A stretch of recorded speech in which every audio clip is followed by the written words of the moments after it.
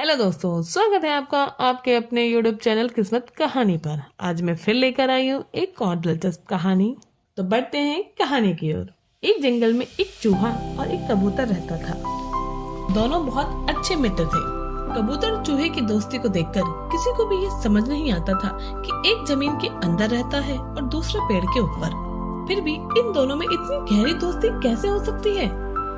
यह देखकर एक दिन एक कौवा उनके पास जाता है और कहता है कि आप लोग मुझे भी अपना दोस्त बना लो। मैं आप लोगों को बहुत पसंद करता हूँ और मैं आपके साथ मदद के लिए हमेशा तैयार रहूंगा। यह बात सुनकर चूहे ने कहा कि कौवे और चूहे की दुश्मनी तो आदि अनादि काल से चली आ रही है।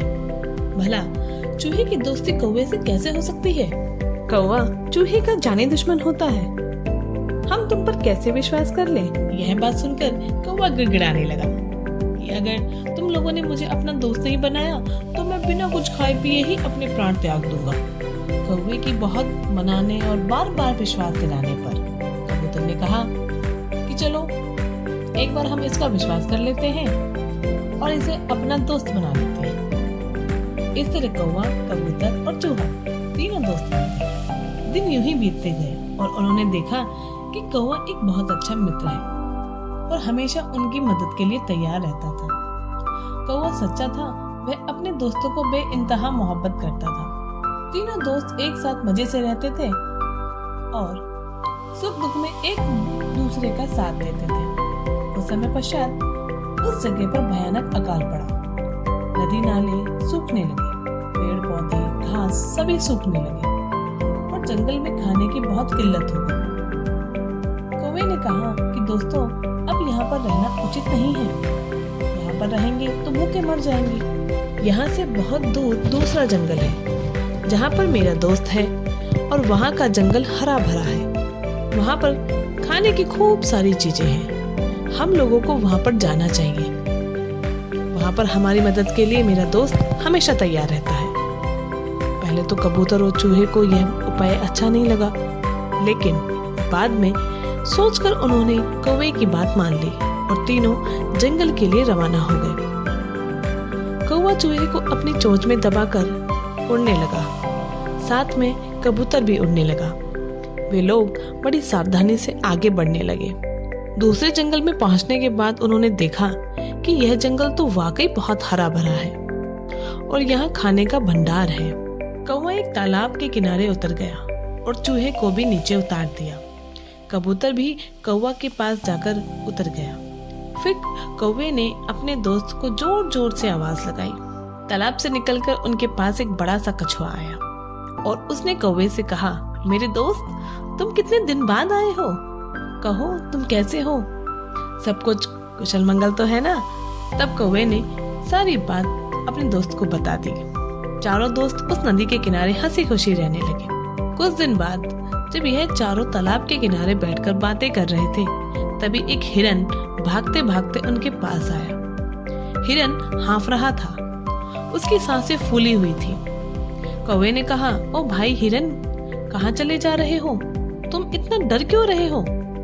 तब हिरन ने कहा, क्या तुम कुछ जानते हो? बहुत बड़ी कठिनाई आने वाली है।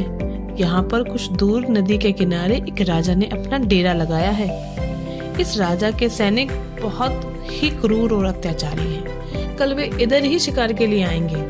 उनके सामने जो भी आता है उन्हें वो नष्ट कर देते हैं। अगर अपनी जान बचाना चाहते हो तो तुरंत यहाँ से भाग जाओ, क्योंकि वे लोग कल सुबह ही शिकार के लिए निकल जाएंगे।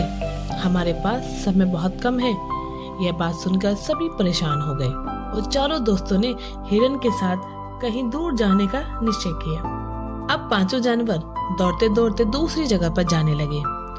क्योंकि कछुआ बहुत बड़ा था और जमीन पर रेंगता है, इसलिए सभी धीरे धीरे आगे बढ़ने लगे। कुछ दूर जाने के बाद एक शिकारी की नजर उस कछुए पर पड़ गई। शिकारी दौड़ते हुए उसके पास आया। हिरन भाग गया।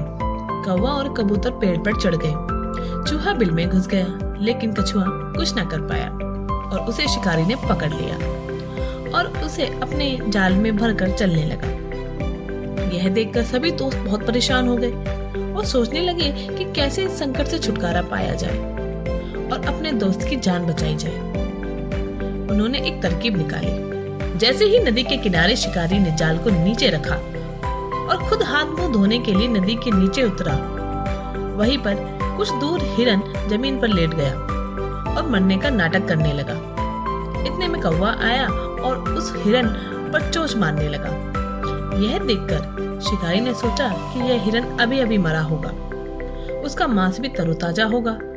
उसने उसे उठाने की नीयत से उसके पास गया। तभी बिल से चूहा बाहर आया और उसने कछुए के जाल को काट दिया।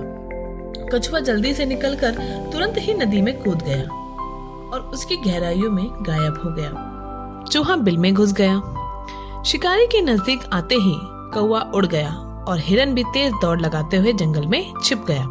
इस तरह सभी साथियों ने हिम्मत और बहादुरी के साथ काम करके एकता से रहकर उन्होंने सबकी जान बचा ली। सभी साथी फिर से एक बार अपने गंतव्य स्थान के लिए निकल पड़े। इस कहानी से हमें शिक्षा मिलती है कि अगर एकता के साथ काम किया जाए तो बड़ी से बड़ी कठिनाई भी आसानी से हल हो जाती है। यह कहानी काल्पनिक है।